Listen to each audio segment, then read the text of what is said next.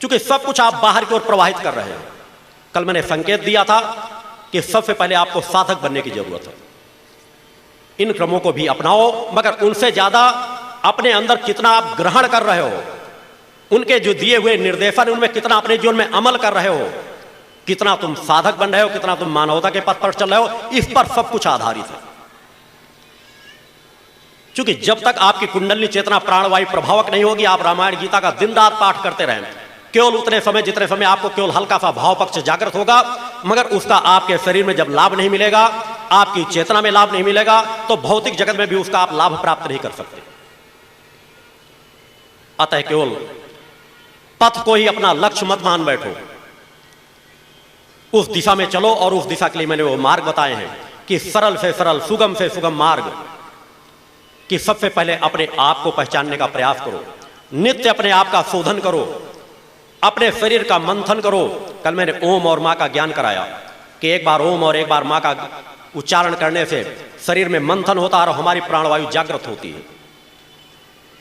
और जितना हमको अन्य क्षेत्रों से लाभ नहीं मिलेगा, उन क्षणिक अगर हम 2-4 मिनट का ही समय देते हैं तो उससे हमको कई गुना ज्यादा उसका लाभ प्राप्त होता है। जो समय आए उसका सदुपयोग करें, क्योंकि हमारी सबसे बड़ी समाज की ये विडंबना है कि मानव जीवन में अनेकों बार सौभाग्य दरवाजे पर आकर दस्तक देते हैं, मगर हम केवल उपस्थित होना जानते हैं, सुन लेना जानते हैं, और उसके बाद धीरे धीरे करके वो सुनी हुई बातें भी विस्मृत कर देते हैं।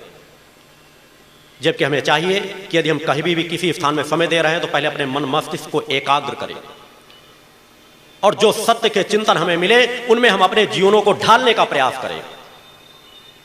जिनका धन महत्वपूर्ण नहीं है, धर्म को महत्वपूर्ण समझो।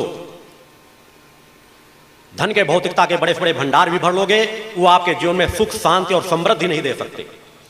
सच्चा सुख, सच्ची शांति केवल धर्म अर्जन करने से नहीं, धर्म अर्जन करने से है।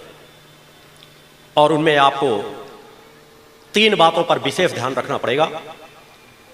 तीनों एक दूसरे के पूरक हैं: संयोग, संस्कार और सत्कर्म। हमें समझने का प्रयास करना चाहिए कि हमारे जीवन में कोई भी योग जुड़ रहा हो। आज मैं आपके सामने बैठा हूं, आप यहां बैठे हुए हैं, इसके पीछे भी कोई ना कोई संयोग जुड़ा हुआ है।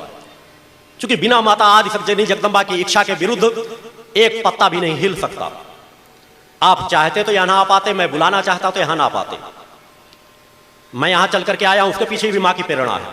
आप यहां चल करके आए, उसके पीछे भी मां की प्रेरणा है। यह संयोग जो आज प्राप्त आपको हो रहा है, इसके पीछे भी आपके कहीं न कहीं